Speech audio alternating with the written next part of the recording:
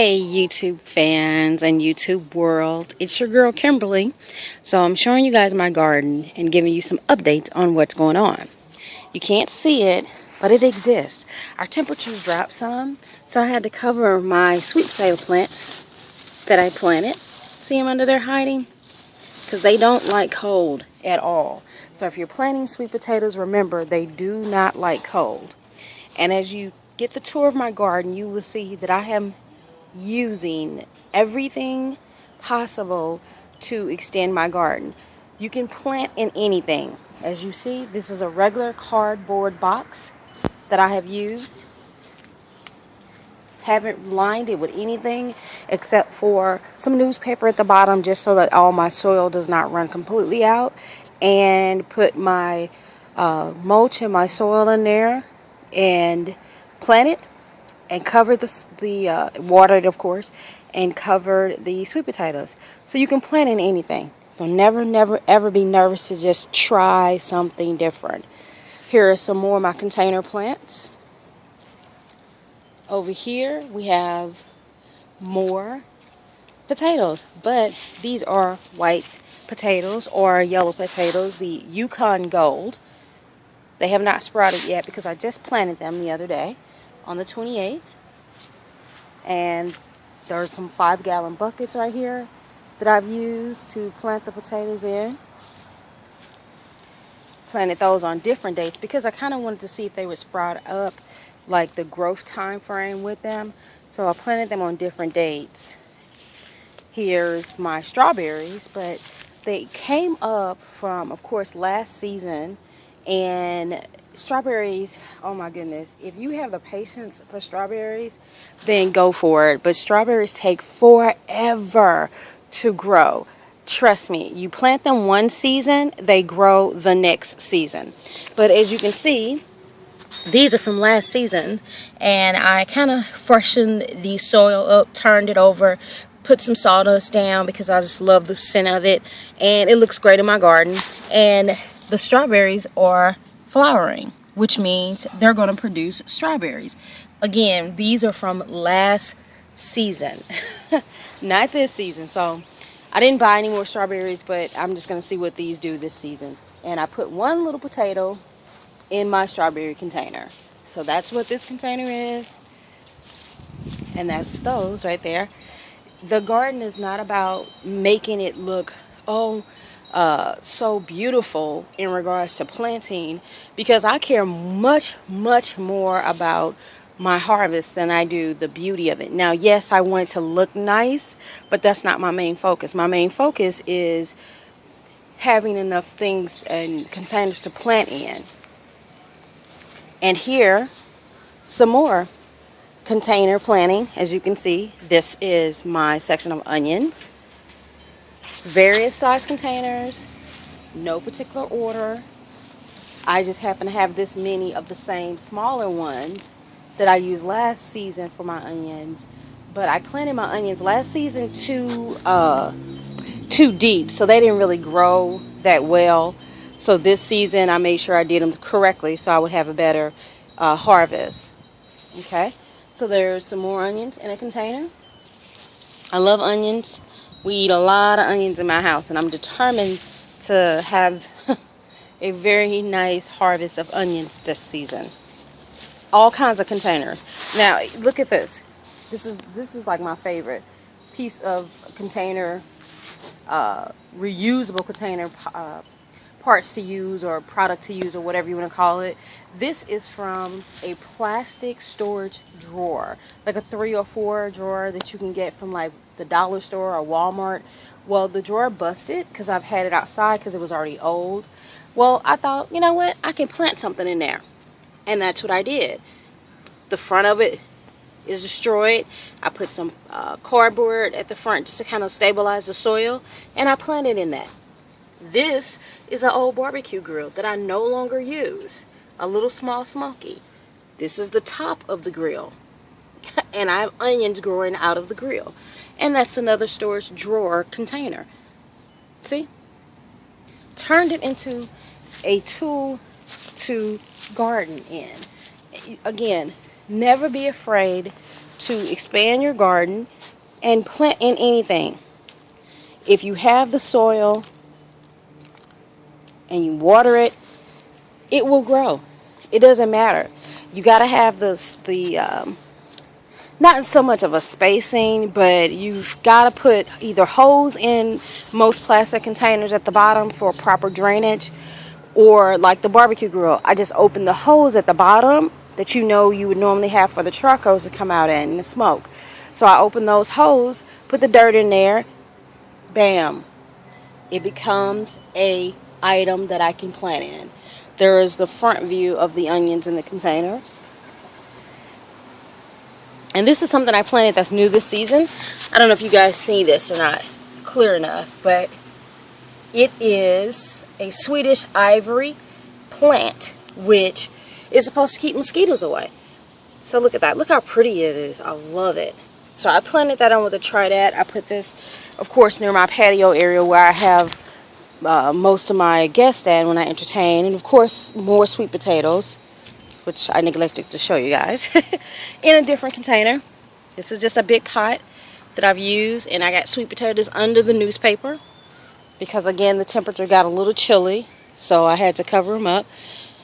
And, of course, the larger garden right here with my containers just kind of lining the side of the garden. And you probably wonder, like, what is all that? Well, again, all the yellow/browned look in the garden, that is cedar and a mix of wood shavings or log shavings and sawdust. I love it. It's all sawdust, and it is perfect for your garden. It smells so good. I love coming out here and smelling sawdust. So today, outside of giving you just an overall tour again of the garden, I'm going to plant my okra. I'm thrilled because I've been waiting to plant okra for weeks, and it's just been too cold. So today's the day I get to plant my okra. I have 25 plants, and I'm going to plant that. This is the 2 long rows that the okra is going to go in.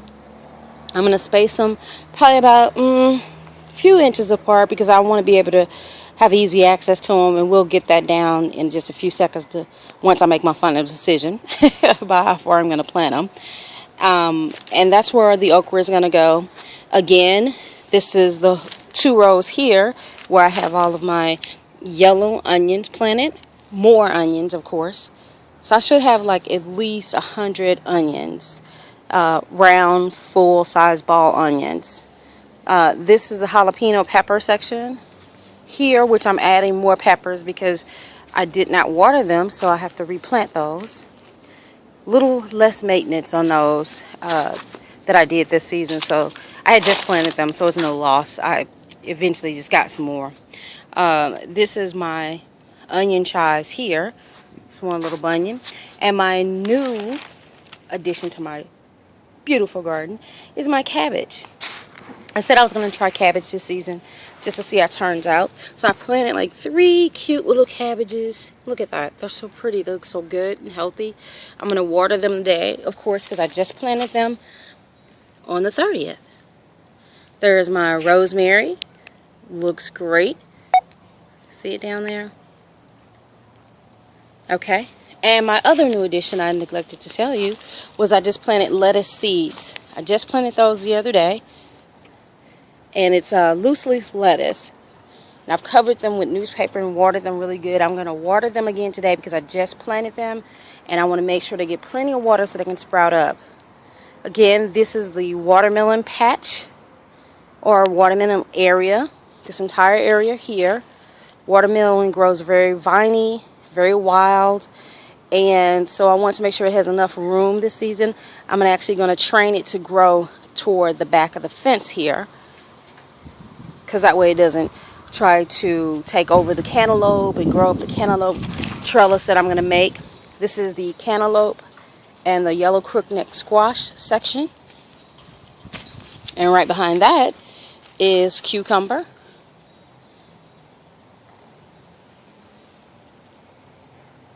Can you see that? Looks good, huh? It's doing really good. You can tell that my cantaloupe is coming up well. The squash is doing really, really good. I love it. So I put the cantaloupe and the cucumber and the squash together because they all grow very viney, and I'm going to put them on a trellis. So a homemade trellis, and they'll be fine.